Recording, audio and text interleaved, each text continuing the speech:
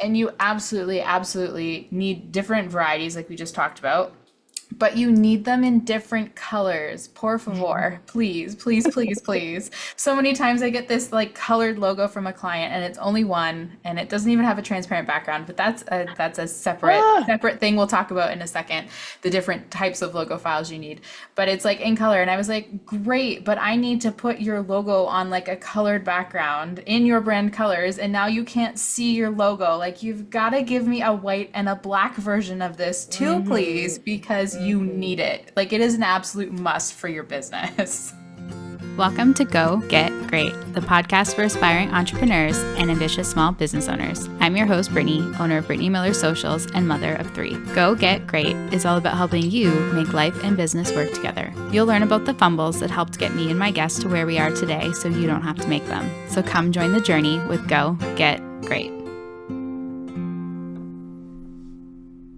Welcome back to the Go Get Great podcast. I am super excited to be back today with another fabulous guest. Joining me is Carolina Ibarra-Mendoza. She is a dynamic creative strategist and graphic designer from East LA. She's known for her intersectional feminist approach, where she combines her background in gender studies and design with an MFA in graphic design to create impactful visual narratives.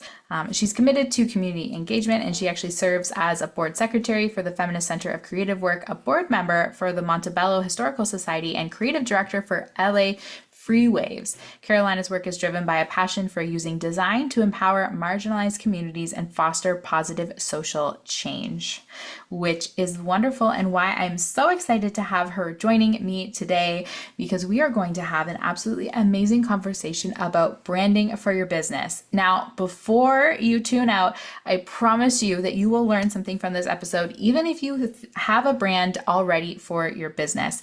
We really talk about why branding is so important, and also what elements of branding most business owners do not have in place. And spoiler alert, most of you are going to be missing a couple of these things. So definitely make sure you keep listening so that you can learn what it is that you might need to add to your brand, or find out why maybe working with a designer might be the next right choice for you to help you fill out your brand kit and utilize it appropriately for your business to build a visual brand identity that's going to help you on projects like website design, social media, and more. So without further ado, I would love to welcome or say hello to Carolina so that we can get started.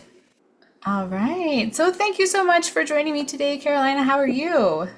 I'm great. How are you? I'm doing really well. I'm really excited for our conversation today. We were chatting just before we hit record about the fact that I've had a few branding experts on my podcast before, but we've never actually done an episode specifically about branding and why it's so important and what's included in branding. So I'm really excited to have you here as an expert to talk about that.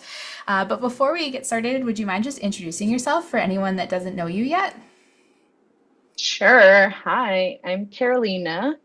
I run my own business as I'm Carolina.com. I am a creative designer with an eye for equity.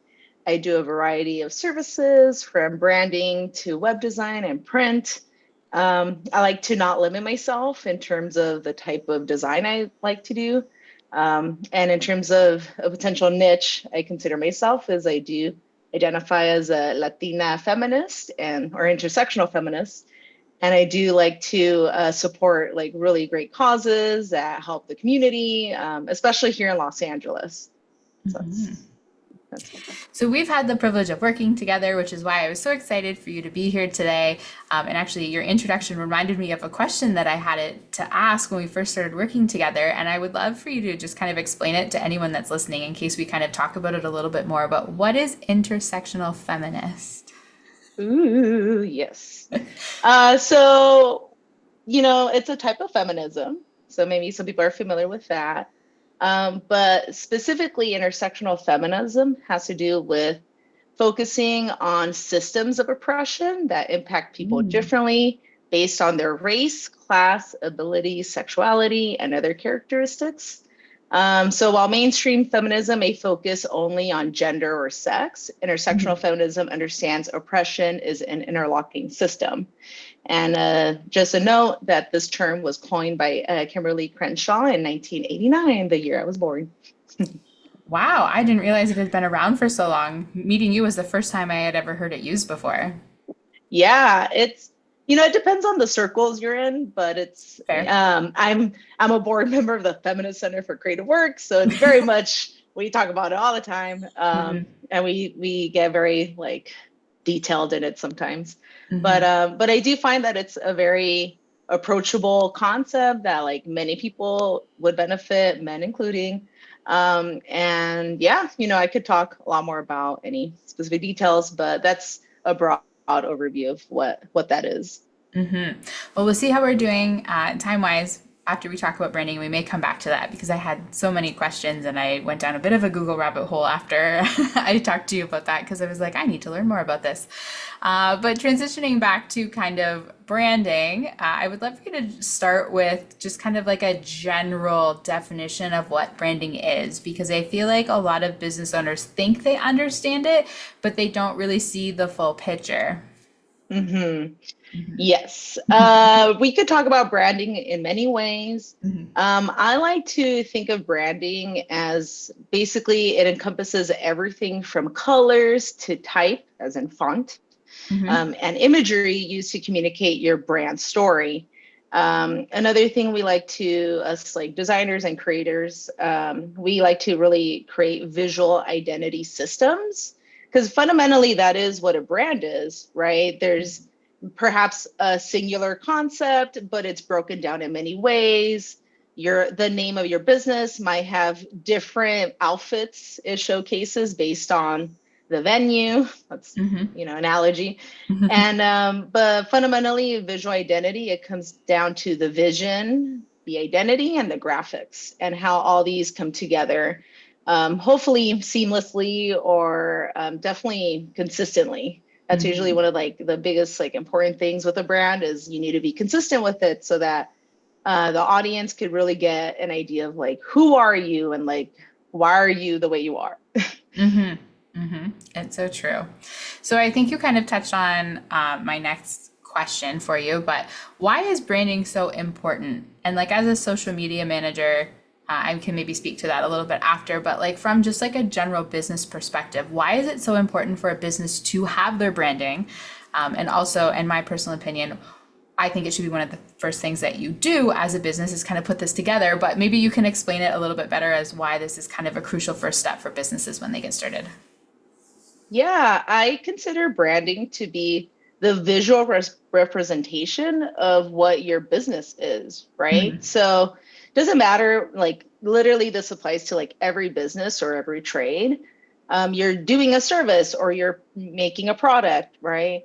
Hmm. And I think you have to also consider the marketing, like there's competition, let's say, right? Hmm. And so one of the main ways that you could stand out is with your branding, is to say that, oh, I'm different from this other person that makes something similar than I do. So I really find that you like standing out is like one of the key opportunities that like can come with branding.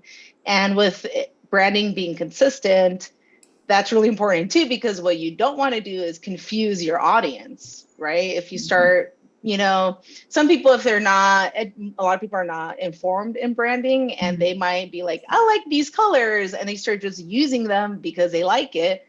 Hmm. But is it actually like what resonates with their audience?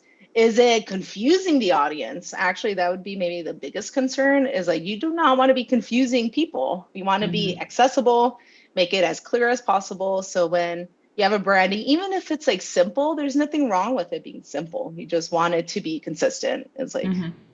really Like important. people would start getting really confused if all of a sudden Walmart's colors were like pink and black because that is not how you associate Walmart. And you'd be like, this is a knockoff. This is not a legit business. And that's what happens when you're not consistent with your branding and you don't have that visual identity system, which is why as a social media manager, I've actually turned clients away and said, you're not ready to work with me, even though you want to, because you don't have this visual identity system in place.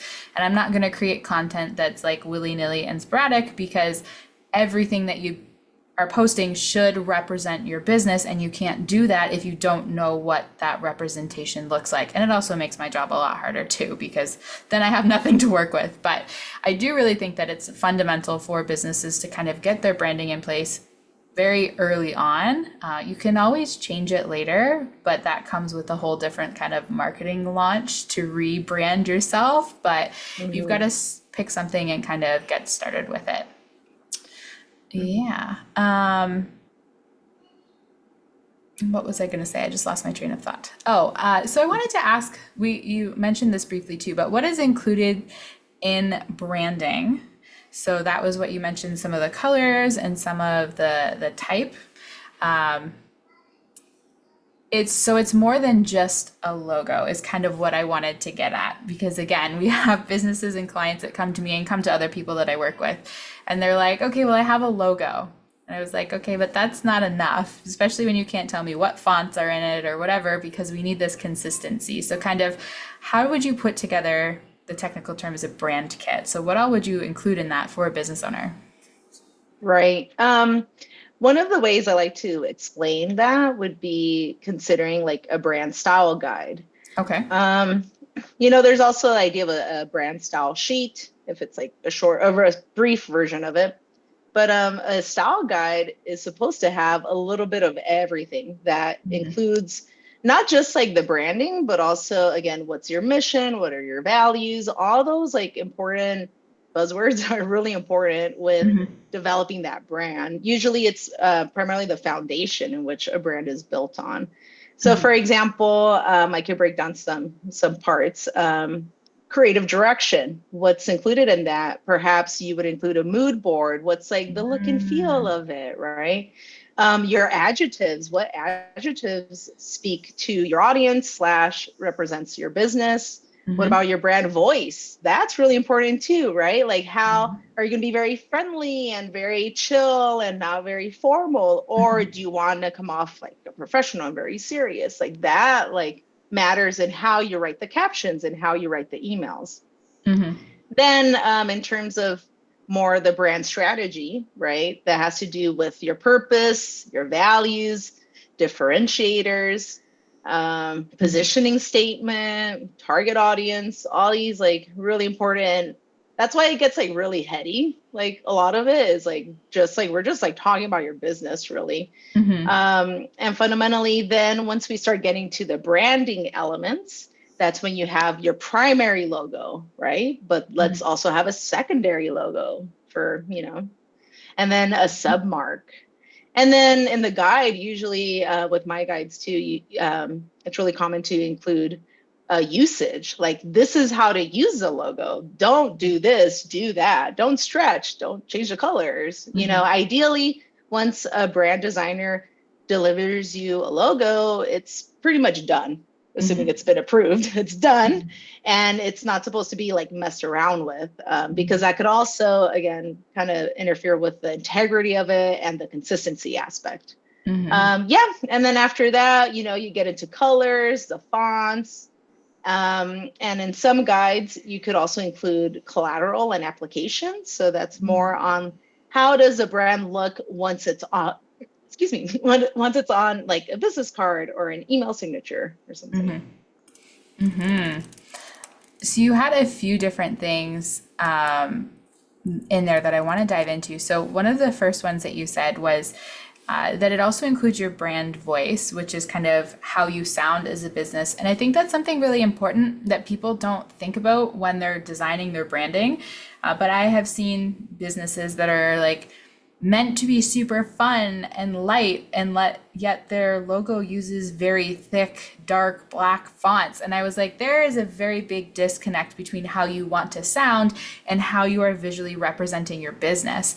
So I do think that it's good when businesses can kind of plan the two together so that it all is cohesive and generates this very consistent marketing message for your business. So that was one thing that I just kind of wanted to point out because it does help obviously when things work together. And I am curious whether there's kind of like a special formula that works when you get into like the colors and fonts of your business. Is there a certain number that you recommend businesses have for either to kind of make design work easier? In terms of like how many colors to include in your brand, or Mm-hmm. that could very much vary. I've seen some branding technically have like two primary like accent colors, and then the rest are like considered neutrals. I personally like to have about like 5 colors. Okay. And within that, I include like a base color, generally supposed to be like neutrals, but your neutrals could be very different from my neutrals. So that's consider that also. Like, Okay. and so you could have like, similar to like the idea of like the logo having the primary and secondary. With colors, you could have a primary color and maybe like 2 accent colors, and then maybe 2 to 3 like neutral colors. And again, I think, there isn't like one specific rule. Everyone has their own like idea and approach for it. I do try to like, it kind of just depends on the project. Some clients, some projects want like a million colors, and there's nothing wrong with that. You just have to like go about it very tactfully. So even in those scenarios, I think having also like color harmony is so important, because you don't want to be providing a million colors and then some colors clash, right? So that's usually why it ends up being fewer colors, because a designer might be trying to compare and like these colors work together, these don't work together. And so you essentially eliminate some colors. You're like, maybe we don't need these, and like this works fine. Do you have any tips for the DIY business owners that are listening to this going, okay, you know what? I started my business and I have one color and then I use black and white when I do things and I want to add some more colors to it, but how do I get some that kind of match and work well together? Is there like, can you Google it? Are there softwares or systems that help? Because I know one of the reasons I changed my branding after a year in business was because I had this really random navy shade and this very kind of ugly gold color, and they didn't really work well together, but I didn't know how to fix it and make it look better. And then I hired someone to help me, and throughout that process, I realized that I needed to ditch both of them and start completely over. But I had originally just gone to her and went, can you just find 2 shades of navy and gold that would look nice together? Because I didn't know how to do that myself. Right. I think maybe to like take a step back, we really have to think about why we chose those colors. I think, and this applies to anyone if you are going to be like DIY approach. I find that the most like helpful exercise is starting with words, because words is like the foundation for all our communication, for expressing our ideas and our values. So when you really, narrow down, get your like strong adjective, this is what like represents my brand. I like using Pinterest for creating a lot of my mood boards. I just like grab images that speak to me, keeping those words in mind. I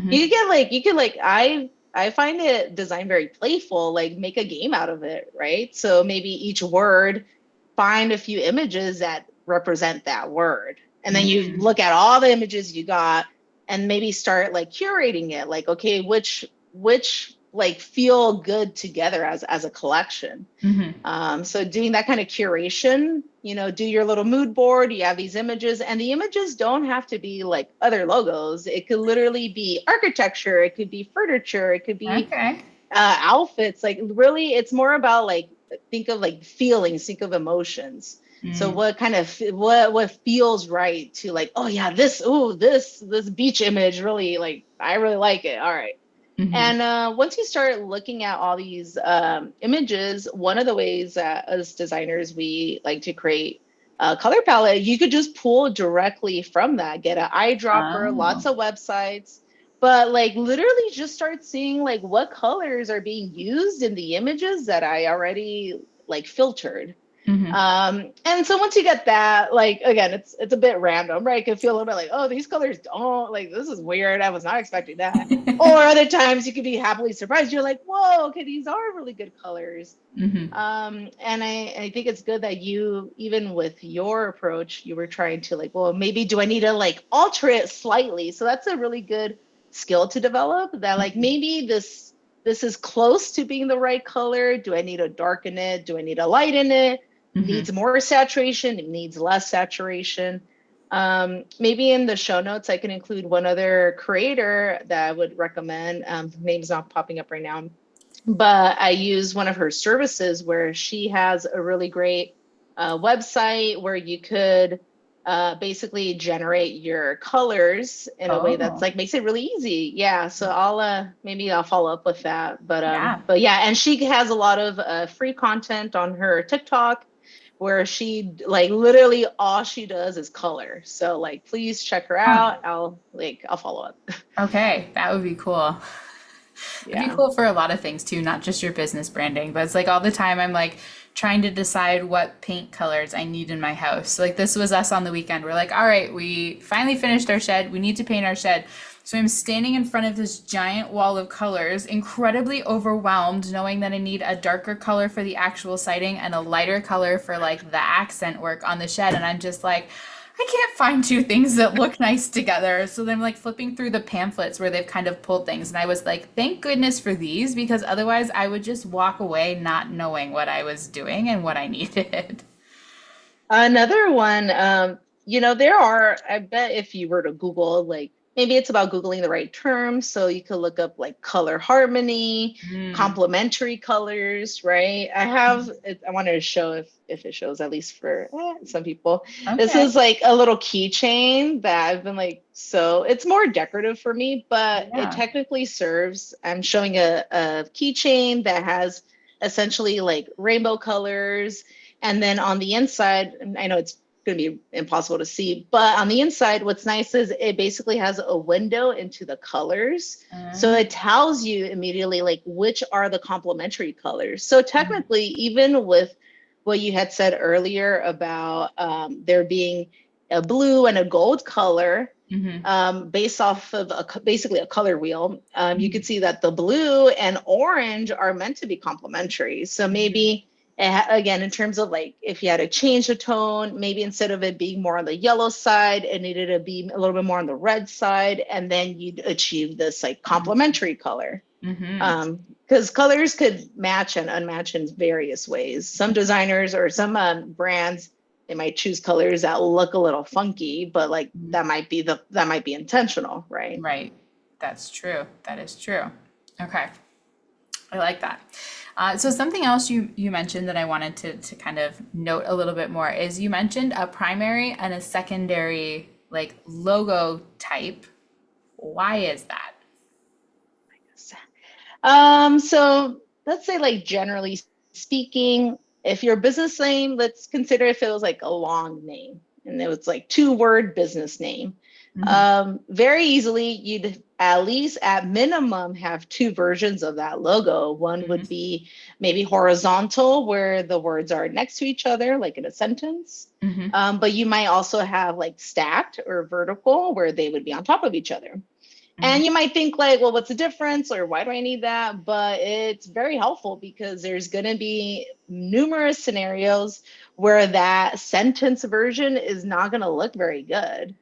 So for example, I've done like, I'm very proud of like my design background, and I've had my experience with composing like sponsor, like the backdrop. Here are all the sponsor logos, and that's usually a really fun way to like kind of see what's everyone doing, because I get handed all these logos, and then my job is to like, okay, organize it so it could look a little like nice. And usually that's when you could tell like when some brands are like stronger than others, because once you're next to other logos, you could see, oh, they gave me the like a certain version of their logo, but because of how I sized it, it actually looks kind of small and it's a little hard to read.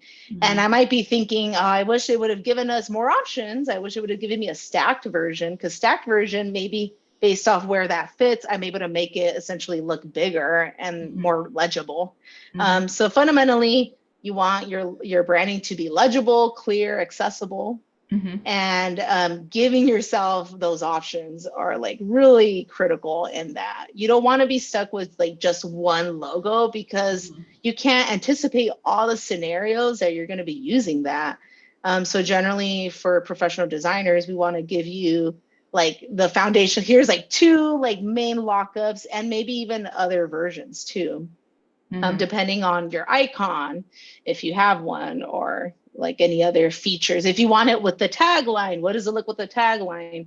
I know like I had shared that with you, that's when like the logo files I send get like really big or not the file itself, but the folder with all these files gets pretty big because I'm trying to anticipate all the potential needs. You need it for web, you need it for print, you need it for small, you need it for big, you need it with color, without color. Like once you start multiplying all the variations, that's how you get like 200 files. It's like, yeah. So for those of you that have DIY'd your own branding and you have one logo version, you usually get like 200, like she just said, when you work with the designer. So there's room for some improvement. Don't get me wrong, that was where I started too. But yeah, even when I got mine back from my designer, I was like, wow, like there's so much stuff in here. What do I use them for? But then as I started doing more things in my business, like you said, I have like my primary logo is my name side by side with socials underneath, but that doesn't work well all the time when I'm designing social media content. So then I use my stacked one. Sometimes I even use, I think you called it a sub mark, which is literally just my initials. So it's just BMS for Brittany Miller Socials. And that one works really well when I don't have a lot of space in my designs. It goes in like email footers and things like that. So there's lots of uses for them.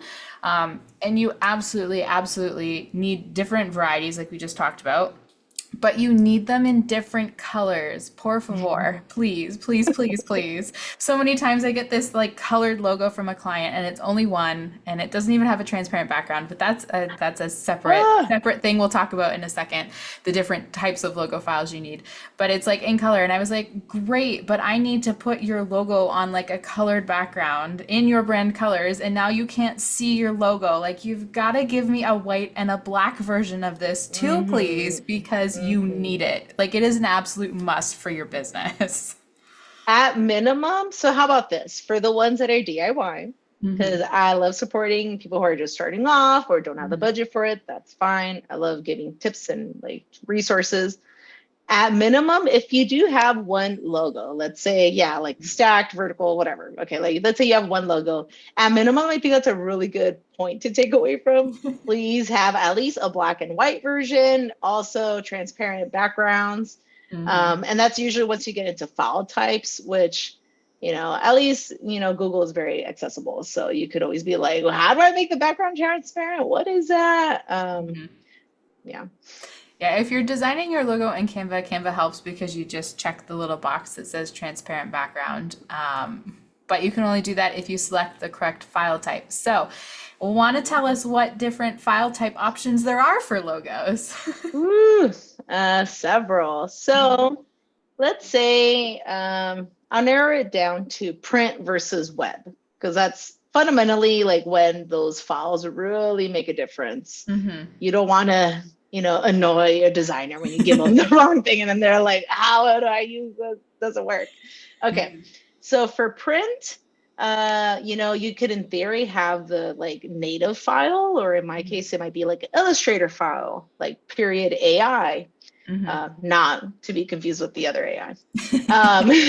And then a PDF is a really good one. PDF is like really good for print because it's meant to be like scalable. And depending on how you know, if let's say if you did get a designer to make it for you, depending on how they saved it, there's also a way to almost like reverse engineer it where you could just drop it into Illustrator and then it basically serves as like an AI, where an Illustrator version of it where you're able to just like make edits. But like I said, you're not, you know, once the logo's done, like I'm scared to say what I say sometimes. I'm like please don't be changing someone else's logo. Like go about in the appropriate like channels. But like as a designer, I do like Like there's times when like I'm given assets and I'm not able to use them, but let's say they give me a PDF, maybe I'm able to tweak things. Like maybe they didn't give me the white version of their logo and they Mm-hmm. give me a PDF, maybe I'm able to get in there. Okay, cool. I can like make the edit myself and now I have a white version of the logo. So PDF could be helpful, maybe. Mm-hmm. The other one is EPS, so period EPS. That one's really important too.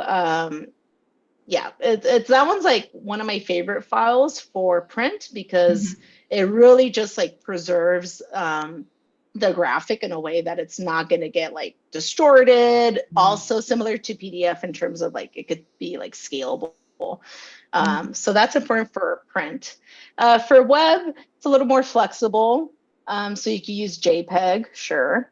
Mm-hmm. I kind of like using PNG more because the issue with JPEG is that it does degrade the file over time. So keep that in mind with even your photos. Like technically, I think the way that file works is like it's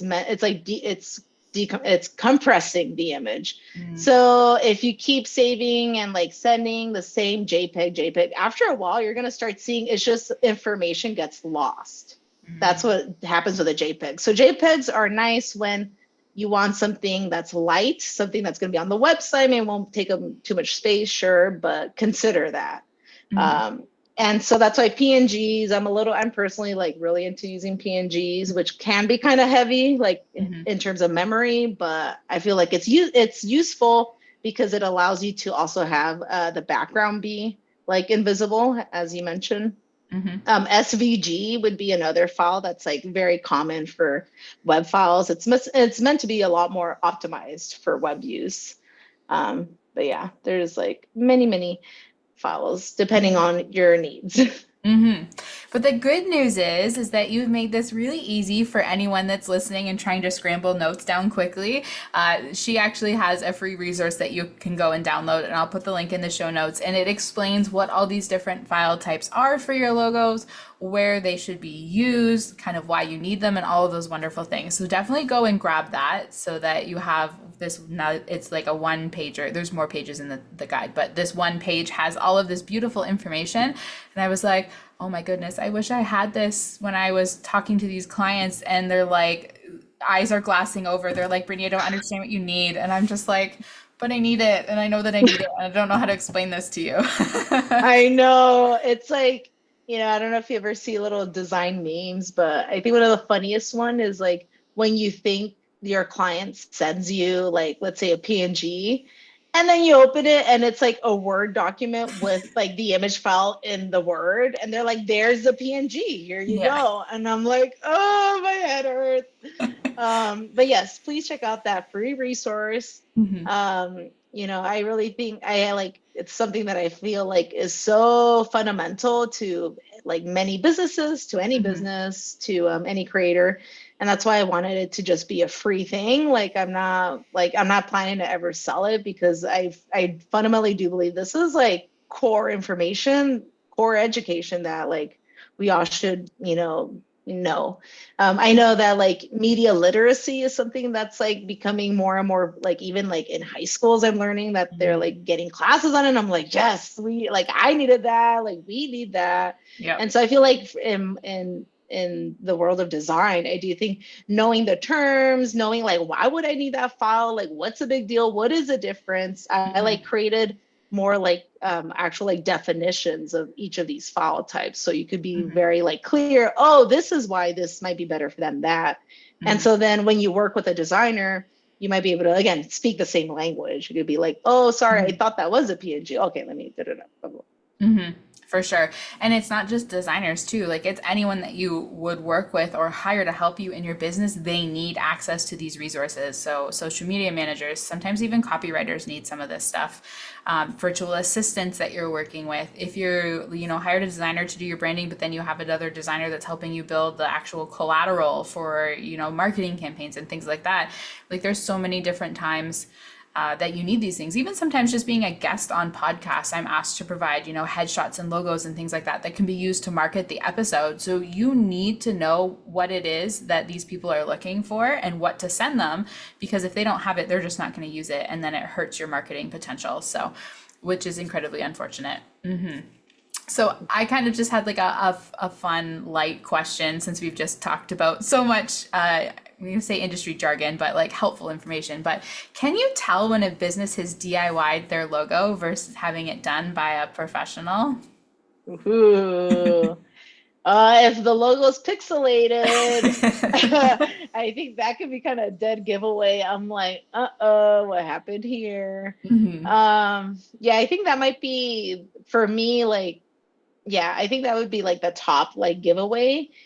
Because again, going back to the importance of those file types, like that's when it matters. Like, let's say if you DIY'd it in Canva, which please like also Google copyright and like see, because like, I don't want to, okay. But I do think that with Canva as an example, if you were to like save your logo as a JPEG, and then like I said, you use it a bunch of times, maybe after a while you might start seeing some of the, or let's say even worse, you start like, oh, it doesn't fit in here. Yeah, squish it, do this, do that. And so eventually you're just gonna see this like logo even beyond like conceptually what it looks like or the font. Like I really kind of look at the quality of it. Like, is it like legible? Is it pixelated? Then I'm like a little bit like, oh, something's off here. I think the second one would be more on the design of the logo. Unfortunately, like let's say you have a cafe or a yoga studio. I'm pretty sure with Canva it'd be able to help you make a logo, but are you going to look like 20 other studios? Are you going to look like, and I think that's like the biggest concern for like using something like Canva. I don't mind that like someone who doesn't have a budget and they're just starting off, if you have to like, you got to do what you got to do. Right. So hopefully, you could go about it in the best way possible. But like you said, there's always an opportunity to maybe later on you can invest in a branding person to help you then like finalize it or really like solidify it. But I think that'd be the biggest giveaway is like if it looks too much like something I've already seen, because that's when like, yeah, that was a template, and like templates are helpful. But like, do you really want to use a template for like the face of your business? And that's where I try to make my services like, accessible, or I could offer payment plans. I try to like make it accessible because I do find that it's like really important for not just like the business, but think of getting funding or getting support, getting loans for that business. And I think all these little details, when you like take yourself seriously, take the business, take the brand seriously, people will take you seriously. That's one of the, that's one way to go about it. No, for sure, that makes sense. And I think even just having the conversation with people to kind of understand like what we just did, you get 200 logo versions. Well, you get like 3 logo versions and like 200 different files from a designer when you work with them. And that explains why, it's a higher ticket investment for your business because of the amount of time and effort that goes into putting all these things together for you. It's not just, I've given you 3 options for your logo, you pick one and I send you a singular file. Like there's so much that goes into that. And I was a little bit blown away when I decided to go the route of rebranding and actually hiring a professional, how expensive it was. But the end result is like, it made my business so much easier because it finally felt like things were aligned for me. So not only is it an outward perception of what it is that you're doing for your business, but it's also an inward perception too. And like my old colors, the navy and the gold, just didn't align for me. And I would try and design and stuff, and I would get so frustrated because it wasn't coming out the way that I wanted it to, even though like aesthetically it could have been exactly what I wanted. It was just the colors didn't click and it felt weird internally. So there's like so much value in putting together a professional brand kit and working with an actual designer rather than just DIYing it. But I am curious, how long does it typically take for you to put a full brand kit together for someone? Ooh. And I wanted to even speak about what you had just said too. But, Yeah, go ahead. yeah, I definitely think that I really like how you said that about it being inward and outward, like the use of it. I think one thing I want to add to that too is that it might seem like a large investment up front, right? But also keep in mind that your logo is supposed to like have a pretty long life, right? Maybe let's say in 5 years you could give it a freshen up, like, oh, is it still working? Things are good, good. You know, maybe in 10 years you could, I don't know. But for example, you think of like big brands, and when they make their edits, they're like, ideally they're supposed to be kind of subtle because you don't want to lose your audience and like, wait, is this still Coca-Cola? No, Coca-Cola is going to be Coca-Cola, right? Some brands are going to stay as they are. But I think that's something else to consider. Like it might feel like a big investment up front, but the point is you're not supposed to be getting a logo every day or every year. You're supposed to just hold on to it for a while. So also consider that in the investment part, that this is an investment and it's meant to serve you for a long time. So that's why designers, we price it as such, because that file is meant to like help you in many ways, like infinitely, for as long as it serves you. What was the question you had asked? How long do you typically remind me. spend working on a brand build for a client? Ooh. Okay, I'll give like maybe like two examples. So the first example, something that I started about a year ago doing more day rates. It's getting more and more like popular in designers and even other industries too. So for my VIP day, I have done design brand in a day service. So technically, let's say it's in a day, but maybe it comes out to 2 days, technically. And for one example I could think of, it was for an exhibition. They wanted branding. And I feel like for something like that, for something that's a little more ephemeral, like an exhibit, an event, I feel like those needs fit really well with brand in a day, because maybe there's not a ton of like deep like introspection needed, because it's just for this one like kind of expression. So in my case, there was a little bit of prep work. I had them fill out a questionnaire, giving me an idea of the project, what are the values, what's the intention, who's the audience, questionnaire, and then once they fill that out, I, based off those adjectives, the like keywords I mentioned, I use that to then create, in that case, I created like a type of mood board for each word. So I kind of like, let's say it was like innovative and caring and something else. So each word would have its own mood board. And so what I did was I presented these 3 mood boards over our kickoff call. I did that, and I presented them as essentially concepts, kind of like, okay, like what look and feel do we want? Do we want this word? Do we want this word? Do we want this word? We talked about it, made some edits. Cool. I know which one to use. So we did that on the kickoff call. And then on the design day, now I know exactly like which mood board we're using, which main word we're using. And I was able to like create a brand pretty quickly. They really liked it, approved it immediately. And I was able to like spend more than half of the day then creating the deliverables. So I made like social media, like Instagram templates.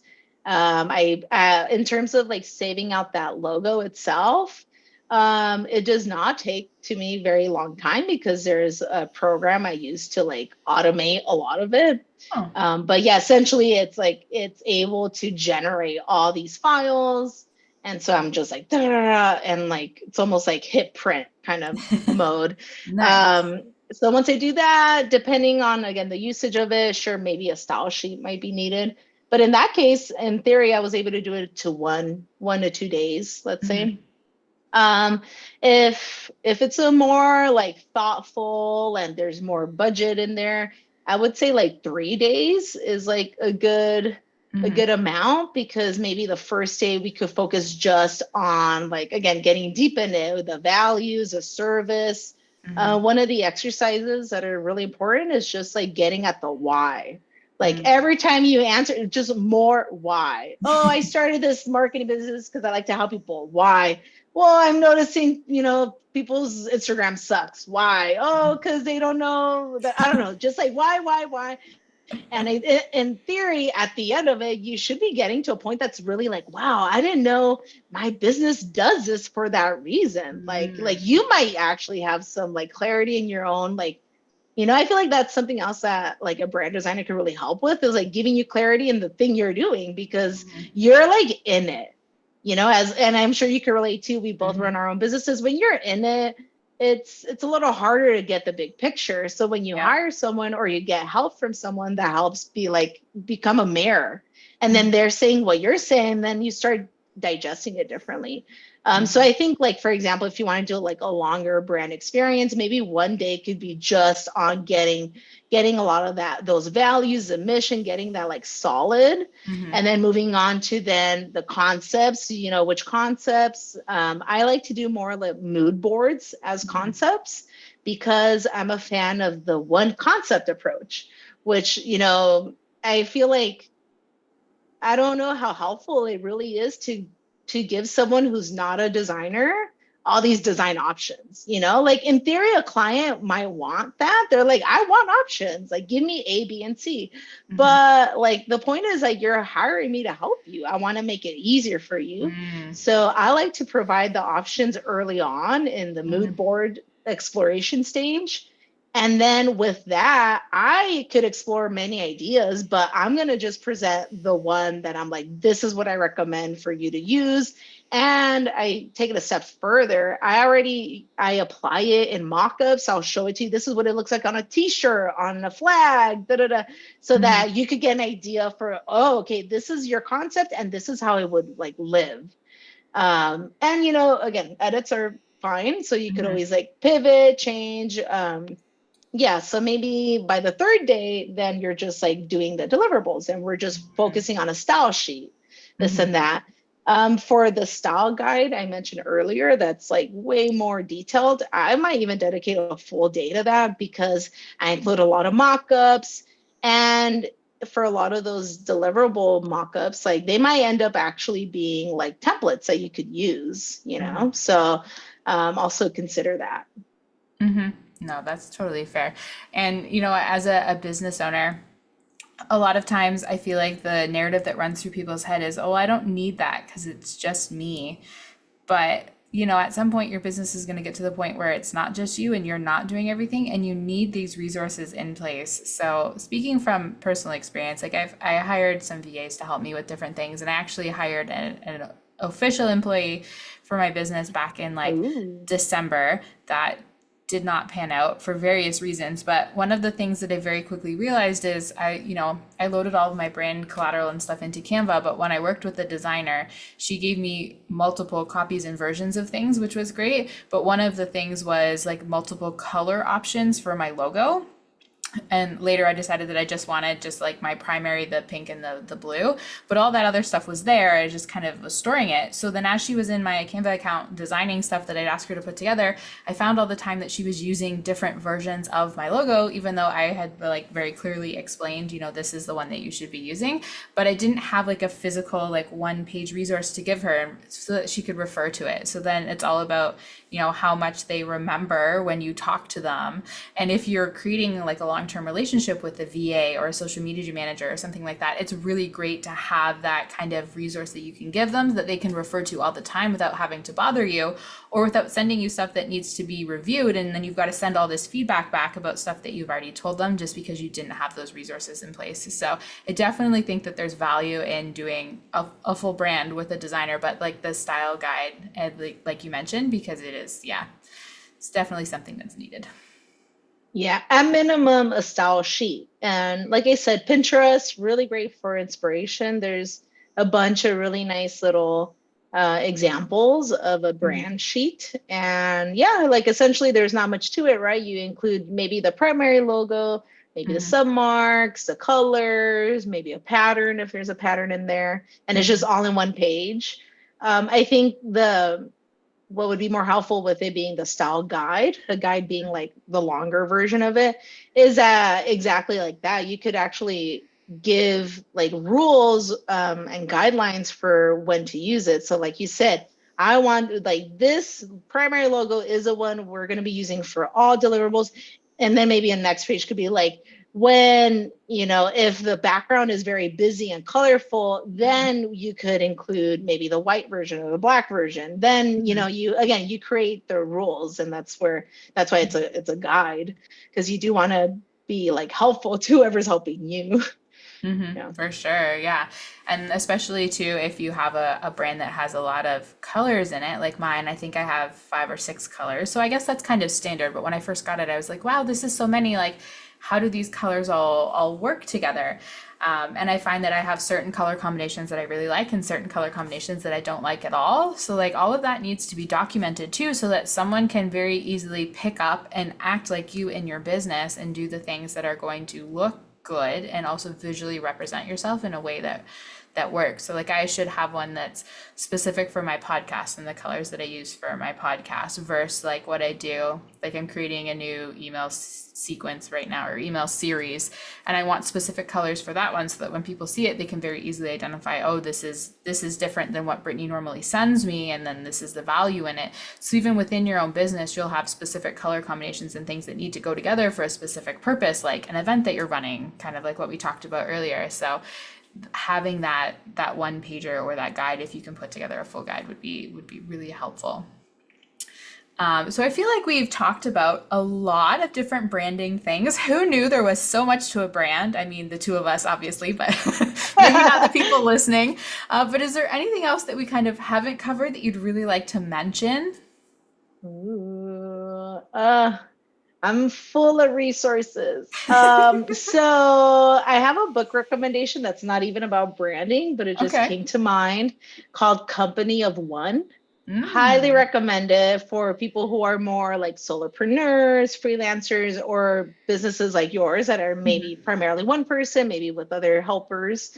But yeah, that Company of One book felt so like affirming, because some of us don't want to grow, right? Or like this scale in which you grow, you want to be really careful about it. And I feel like that book really helped me feel like it's okay, because it's really hard sometimes when we get fed all this information to grow and like accelerate and get your team, all this like high energy approach to business. But in a way, thinking about like the feminist part too, like, you create your business, so you could also decide on the pace and how it's going to run. And I feel like that book was just really helpful to feel like, oh, it's okay to be like small and stay small.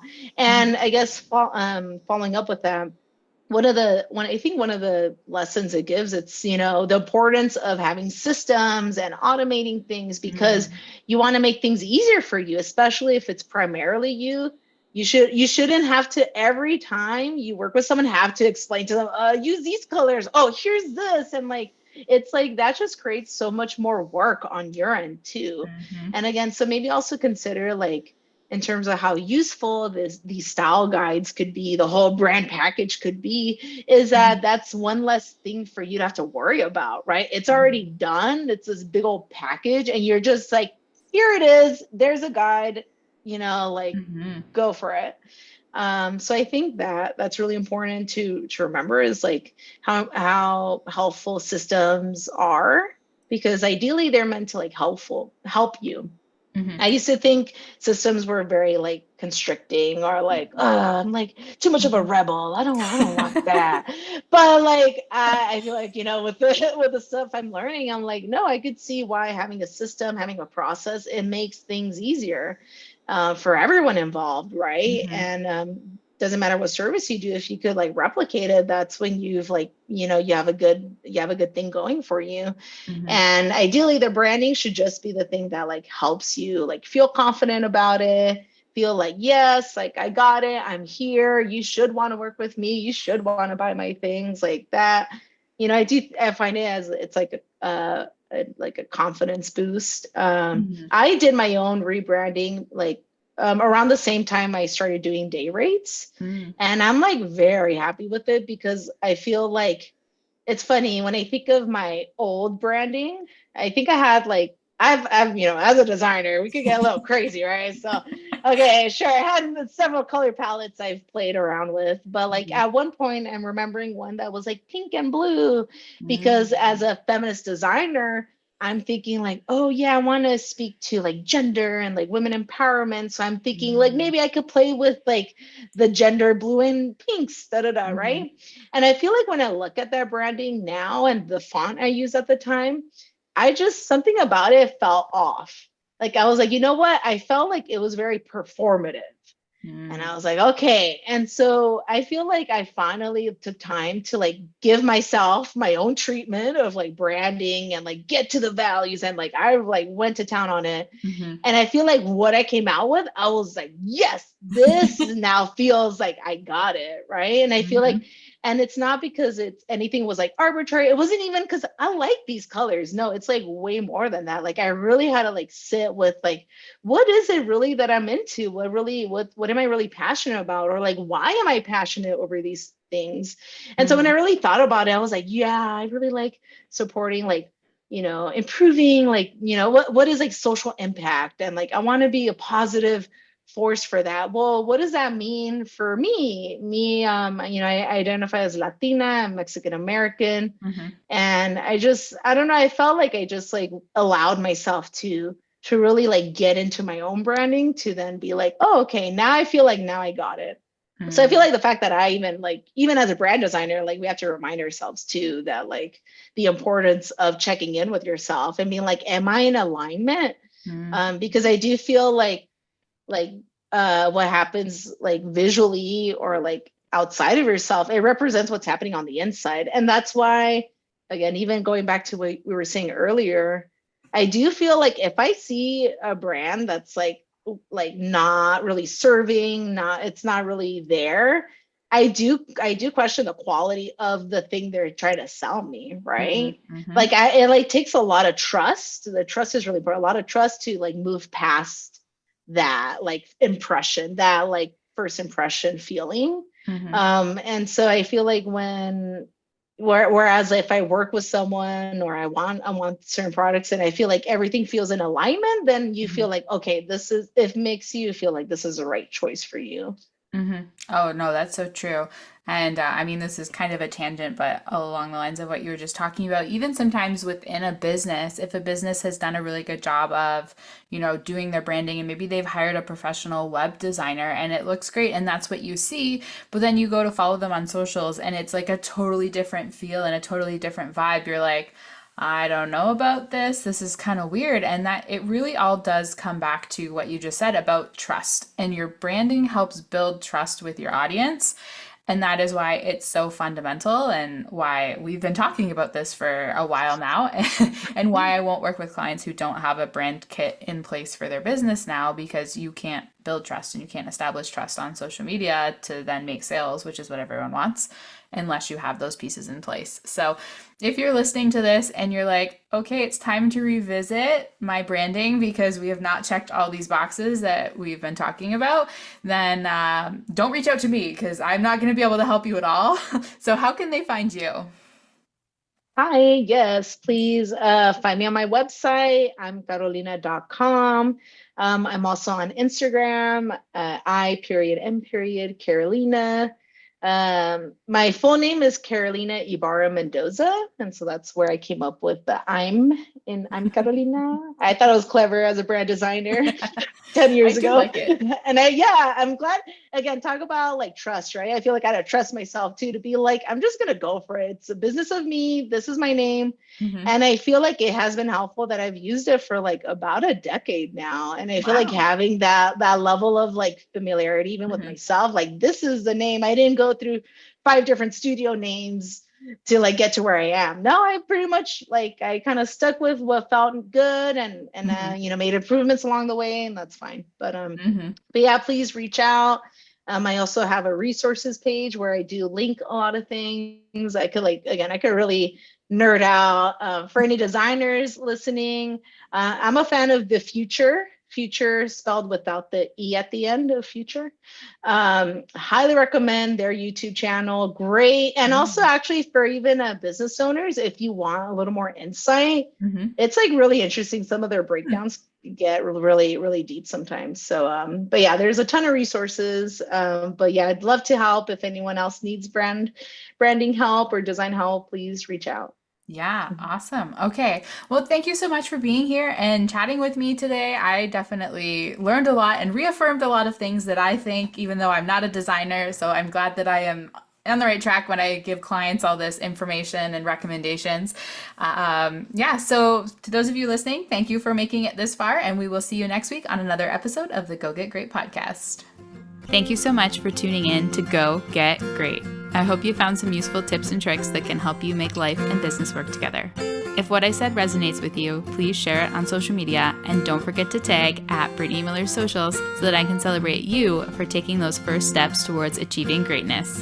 Remember, success doesn't happen overnight. It takes dedication, hard work, and a lot of spirit. So don't be afraid to dream big and go after what you want. Keep striving for greatness. You get closer with every step forward, no matter how small they may seem. Until next time, go get great.